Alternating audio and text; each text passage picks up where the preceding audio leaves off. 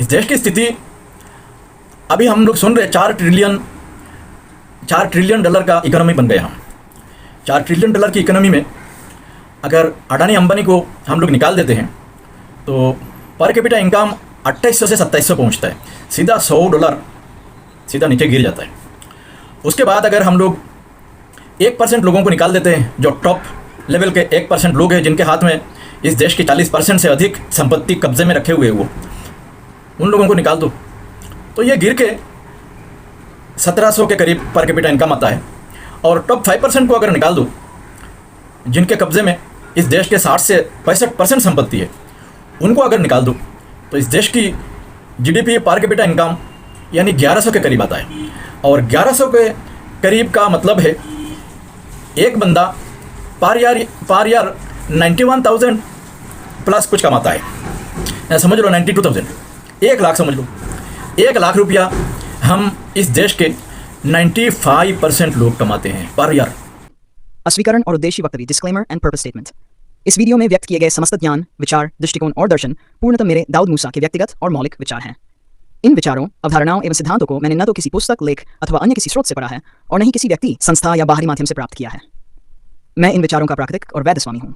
इस वीडियो का एकमात्र उद्देश्य आम जनता को लाभ पहुंचाना, उन्हें उनके बुनियादी अधिकारों और स्वाभाविक गरिमा के प्रति जागरूक करना तथा उनके जीवन में सकारात्मक परिवर्तन लाना है। यह सामग्री केवल सामाजिक जागरूकता और जनहित में साझा की जा रही है। एक परिवार में 4 भाई होते हैं। चारों भाई की शादी हो गई, बच्चे हो गए, संसार बढ़ गए।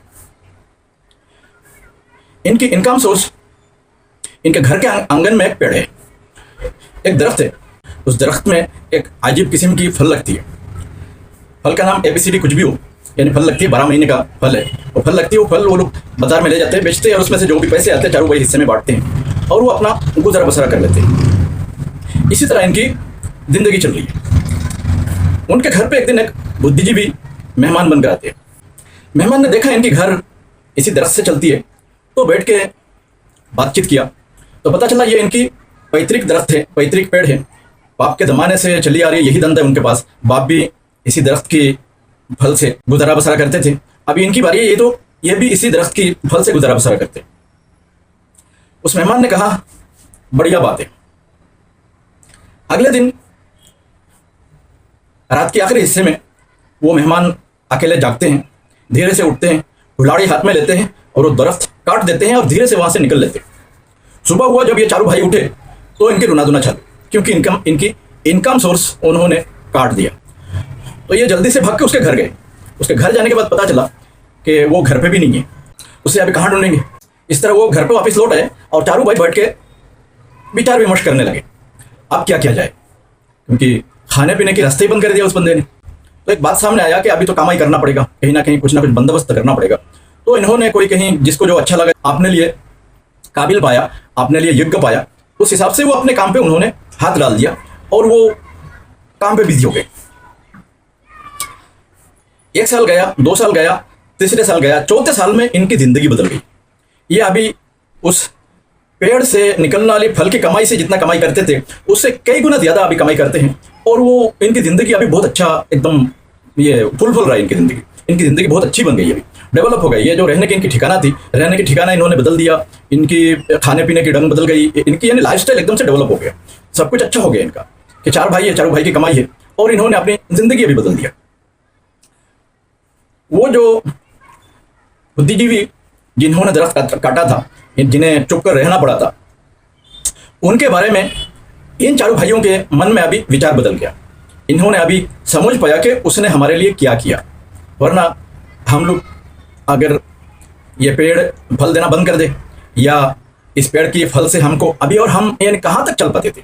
एक ना एक दिन तो हमारे बच्चे हैं, बच्चे बड़े होते हैं, बच्चे कैसे कमाते हैं, बच्चों की जिंदगी कैसे चलती है, वो सब इनके अंदर चिंता होने लगी और ये समझने लगे कि अभी यानी उसने जो भी हमारे साथ करके गया वो अच्छा करके गया। अब मैं इस कहानी से आपको क्या समझाना चाहता हूँ, हमारी जिंदगी इसी कहानी के बीच, इसी कहानी में उलझ के रह गई। आपको अगर आप समझ पा रहे हैं मैं क्या बोलना चाह रहा हूँ, आप अगर पकड़ पा रहे हैं मैं हमारी जिंदगी को इस कहानी से कैसे जोड़ रहा हूँ, तो आप जरूर ज्ञानी हैं। इस देश की राजनीति ने हमें इसी तरह बंधक बना के रख दिया। हमारे पास बहुत सारे विकल्प है। अगर हमारे पास कोई सकारात्मक लीडर होते, पोटेंशियल लीडर होता हमारे पास ली कुआन जैसा कोई लीडर हमारे पास होता, तो इस देश को कहां से कहां ले जाके पहुंचा सकता था। हम कोशिश भी नहीं कर रहे हैं, हम वही घिसी पिटी व्यवस्था में हम चल पड़े हैं, उसी घिसी पिटी व्यवस्था के साथ हम चल रहे हैं। वो चार भाई मतलब इस देश की 140 करोड़ जनता, और दरख्त समझो हमारा घिसा पिटा व्यवस्था। हमारी जीवन सफल करने में यह व्यवस्था कितना सक्षम रहा, इस बात को हम कभी एक बार हिसाब करके नहीं देखते। हम लोग अगर इस व्यवस्था से सीख कर थोड़ा एक कदम आगे बढ़ के अगर काम करना शुरू करते तो हमारी जिंदगी कितनी खूबसूरत बन जाती। ली कुआन ने किया नहीं, ली कुआन ने सिंगापुर को 10 साल के अंदर बदल नहीं दिया। दुनिया के सामने आज अर्थव्यवस्था में कितनी ऊंची स्थान है, आप सब जानते हैं सिंगापुर की कहानी। लेकिन इस देश को बदलने के लिए इस देश की मिट्टी से वफादारी शायद किसी को नहीं है। ये जो नेता है, ये नेता अपनी इस राजनीति को अपनी धंधा बना लिए, अपनी करियर बना लिए, इसी में हमारी जिंदगी चलेगी और हम इसी से खाते पीते रहेंगे। बड़ा बड़ा हमें सुख सुविधा मिलेगा, बड़ा बड़ा हमें वेतन मिलेगा और पावर तो है ही। इसी लालच से ये राजनीति चल रही है। लेकिन इस राजनीति से इस देश की 140 करोड़ लोगों की जिंदगी बदलने का, 140 करोड़ लोगों की जिंदगी सफल करने की जो विचार है, सफल करने की जो कर्तव्य है, उस बुनियाद को सक्षम बनाने में कोई भी आगे नहीं आ रहा। इन्हें टैक्स कम पड़ रहा है तो हर तरफ से टैक्स बढ़ा रहे हैं, हर तरफ से उगाही कर रहे हैं। यानी देश चलाने के लिए इस देश के लोगों की खून चूस चूस के इस देश की सक्षमता से आगे बढ़कर उनसे उगाही कर रहे हैं। क्या ये देश चलाने की तरीका है? ये देश चलाने के और उस ऊपर से कर्जा ले रहे हैं। क्या ये देश चलाने की तरीका है? ये इसी तरह देश चलती है, इसी तरह देश की डेवलपमेंट होगी। देश चलाने वाले देश की जो बुनियाद है, रीढ़ की हड्डी, 140 करोड़ जनता को आप कमजोर बना रहे, आर्थिक अक्षम बना रहे। और अभी इस वक्त इन लोगों ने, मैं एक बात तो समझ पाया हूं, अब इस देश की राजनीति ने, इस देश की व्यवस्था ने, इस देश के राजनीतिकों को जो मौका दिया हुआ है, उस मौके को ये लोग इस्तेमाल करके अंग्रेजियत की यहाँ पर फिर से चलन शुरू कर दिया। क्योंकि जनता कमजोर रहेगी, जनता कमजोर रहेगी तो आवाज नहीं कर पाती है तो राज ज्यादा दिन चलता है। यह है अंग्रेजियत की सोच। और उस सोच को इन लोगों ने, क्योंकि अंग्रेज अगर इस देश में जब अंग्रेज थे, यहाँ पर अंग्रेज लोग नहीं थे, तो वो लोग हमारे साथ दुगलापन करना उनके लिए जायज बनता था, उनके लिए ठीक था, क्योंकि वो लोग लूटने आए थे। जब हमारे हाथ में राज आया, जब हम ही राज कर रहे हैं, हमारे लोग हम चुनकर भेज रहे हैं, वो लोग हमारे साथ अगर इस तरह की नीचे गिरी हुई राजनीति करेंगे तो इसको आप क्या कहेंगे? इसको आप क्या नाम देंगे? इसको इन लोगों को गद्दार नहीं कहेंगे। ये गद्दार टाइप के नासमझ लोग जाके बैठे हुए हैं। उन लोगों ने हमारी जिंदगी, इस वक्त जिंदगी यानी जीना हराम करके रख दिया इन लोगों ने। अभी इन लोगों ने जो तरीका शुरू किया, जहां पर जबरदस्ती यानी अवैध बल बल कर, यानी जिन बस्तियों को उजाड़ रहे हैं, लाखों करोड़ों लोगों को यानी सड़क फुटपत्री में जीने के लिए मजबूर कर रहे हैं, किधर किधर कैसे कैसे कर रहे हैं, आप तो देख रहे होंगे न्यूज पे। ये करने का मकसद क्या है मालूम है? इस कदम का असल मकसद ये है, कमजोरी बढ़ाओ जनता में, आर्थिक कमजोरी उनमें होगा, ये आवाज नहीं कर पाएंगे जिंदगी, तो ये मजबूर बन जाते हैं। और सुबह उठे 2 रोटी खाए, शाम को 2 रोटी खाए, सो गए, सुबह उठे फिर वही 2 रोटी कमाने के लिए निकलेंगे, फिर वो 2 रोटी कमा के घर पे लाएंगे, बच्चों को खिलाएंगे, खुद खाएंगे और सो जाएंगे। बस यही इनकी जिंदगी बनकर रह जाती है। अगर आर्थिक सक्षम बन गए तो ये हजारों सवाल करेंगे।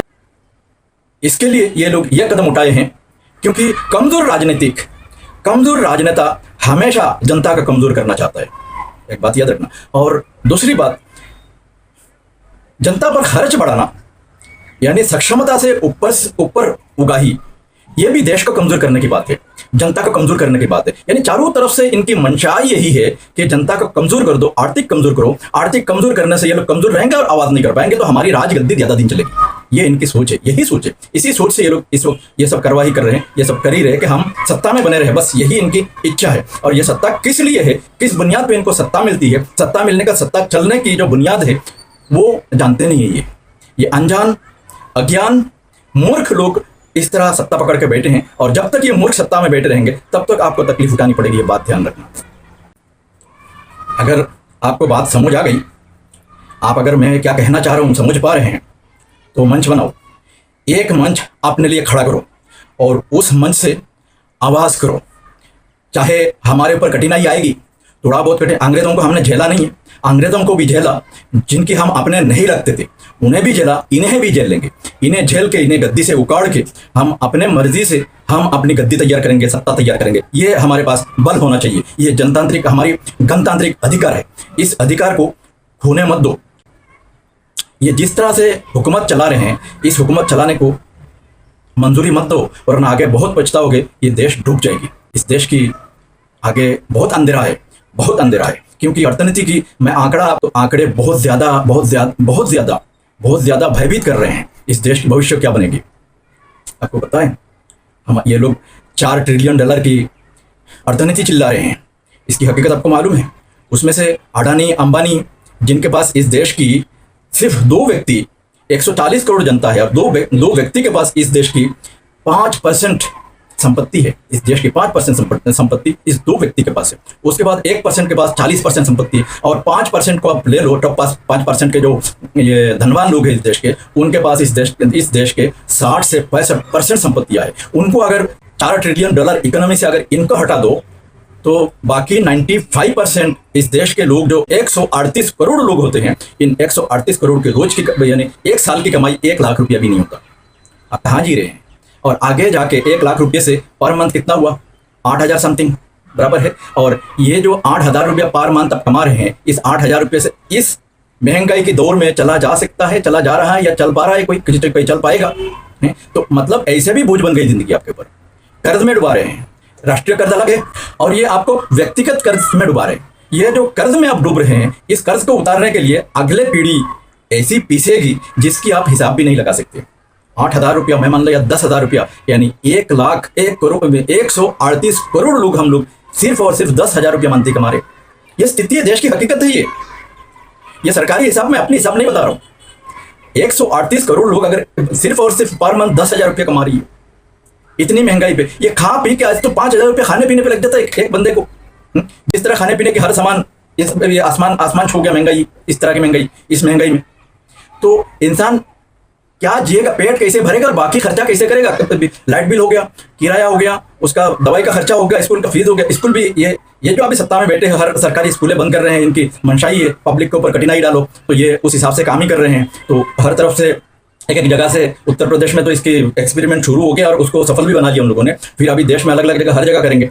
तो सरकारी स्कूलें बंद करेंगे, आपके ऊपर शिक्षा है, समस्त एजुकेशन आपके सर पे डाला जाएगा, वो भी महंगा। तो ये जो कमजोर लोग हैं, पढ़ भी नहीं पाएंगे। वही जो 1 से 5% लोग हैं, वही सब देश चलाएंगे, वही पढ़ेंगे, लिखेंगे, खाएंगे, पिएंगे। बाकी 138 करोड़ लोगों के मुकद्दर में क्या ये करना चाहते हैं लोग? पीठ में छुरा क्यों भोंक रही है लोग? अब बात समझ पा रहे हैं मैं क्या समझा रहा हूँ? क्या इनको जीने की हक नहीं है? इनके लिए ये राज सत्ता अपना टीका है, इसके लिए अभी भी हमारे ऊपर बोझ बन गई है। ऐसे भी हम ज्यादा कुछ कर नहीं पाते, हमारे पास ज्यादा धन होता नहीं है, कमाई इतनी छूटी है, हर भारतीय की कमाई कम हो गया और खर्चा बढ़ गया। इस स्थिति से आप कैसे निपटेंगे? तो आगे जो भविष्य बनेगी इस देश की भविष्य भूखा नंगा बनेगी ना। 138 करोड़ लोग, भूखा नंगा देश बनेगी। ये क्या बनाना चाहते हैं इस देश को? इसलिए एक मंच बनाओ और मंच से आवाज उठाओ, आवाज को बुलंद करो और इन्हें सत्ता से हटाओ। मैं सिर्फ ये नहीं कह रहा हूं, मैं आपको जो किस्सा सुनाया, ये किस्सा हमारी जिंदगी बन गई। हम लोग कोशिश भी नहीं कर रहे। कोशिश करें, हमारे पास ऐसे ऐसे लोग, व्यवस्था हमारा जो है, हमारा व्यवस्था दरअसल गुंडे, बदमाश, चोर, डकैत, चालाक चतुर लोगों को बुलाती है, चालाक चतुर लोगों को नियता देती है कि व्यवस्था में बने रहो। सीधे और ईमानदार लोगों को बिल्कुल यही नहीं है, इजाजत ही नहीं है व्यवस्था में आओ, ईमानदारी से काम करो, इजाजत ही नहीं। क्या इस व्यवस्था को पलट के ईमानदार, अच्छे, सरल लोगों के लिए व्यवस्था बनाया जाना चाहिए कि नहीं चाहिए? ताकि ये जो हालात बन रही है, इस हालात को रोका जा सके। और इस देश को मैं क्यों चिल्ला रहा हूँ? मैं इसके लिए चिल्ला रहा हूँ, इस देश को दरअसल बहुत स्वर्णिम युग में बदला जा सकता है। इस देश की स्थिति खराब नहीं है। इस देश की, हमारे पास जो ये है, हमारे पास जो प्राकृतिक धन है, हमारे पास जो प्राकृतिक अवदान है, हमारे पास जो प्रकृति ने दी हुई संपदा हमारे पास है, उन संपदाओं को, जैसे जनसंख्या हमारे पास है, जनसंख्या को हम मानव संसाधन के हिसाब से हम इस्तेमाल करें, ठीक है। उसके बाद जो हमारे पास बाकी संपदाएं हैं, खनिज संपदा है हमारे पास इस तरह के अलग अलग संपदाएं मौजूद है, उन संपदाओं को हम अगर बराबर हिसाब से डिस्ट्रीब्यूट करें, उनकी बराबर इस्तेमाल करें, तो इस देश के लोग बहुत उन्नत बन सकते हैं। कहाँ से कहाँ इनकी जिंदगी 5 से 10 साल में इस देश को बदला जा सकता है, आसमान में पहुंचाया जा सकता है इस देश को 5 से 10 साल के अंदर। लेकिन इन निकम्मों ने खुद की धंधा चलाने के लिए, ये वेश्या, कोटे में वेश्यावृत्ति करती है, वो अपना धंधा मनती है, जिस्म बेचती है अपनी धंधा चलाने के लिए। ये राजनीति को धंधा समझते हैं, ये राजनीति को लोगों के सवा नहीं समझते, धंधा समझते। दल बना लिया, खुद को राजा बनाने के, खुद को एक महान, और खुद को क्या से क्या बनाने के, हालांकि है नहीं महान इंसान ऐसे होते इन लोग की तरह, लोभी, लालची, नीचे गिरे हुए। तो महानता तो है नहीं है, तो खुद को महान दिखाने या महान कहलाने के लिए ये मंत्री बन जाना, वो मंत्री बन जाना, ऐसा बन जाना, वैसा बन जाना, सांसद बन जाना, इसी लालच के लिए ये राजनीति को पकड़े हुए है। और हम इसी तरह वो जो फल बेचते हैं, वो जो दरख्त व्यवस्था एक दरख्त है हमारे लिए, तो उस पेड़ से हम समझ रहे हैं कि यही पेड़ हमारे लिए सब कुछ है और यही पेड़ हमें खाना दे रही है। हालांकि ये पेड़ हमारी मुकद्दर डुबा रही है। अब ध्यान रखना, इस पेड़ को काटना पड़ेगा और इस पेड़ को काट के हमें अपने मुकद्दर चमकाना पड़ेगा। ये अहद ले लो, इस बात के वादा कर लो और सब मिलकर एक मंच पे, एक मन से आवाज उठाओ, एक मंच पर आओ, एक मन से इस देश को बनाने की राष्ट्र रचना के मन लेकर आगे आओ। हम सब मिलकर इस देश को बदल कर रहेंगे। इनकलाब जिंदाबाद।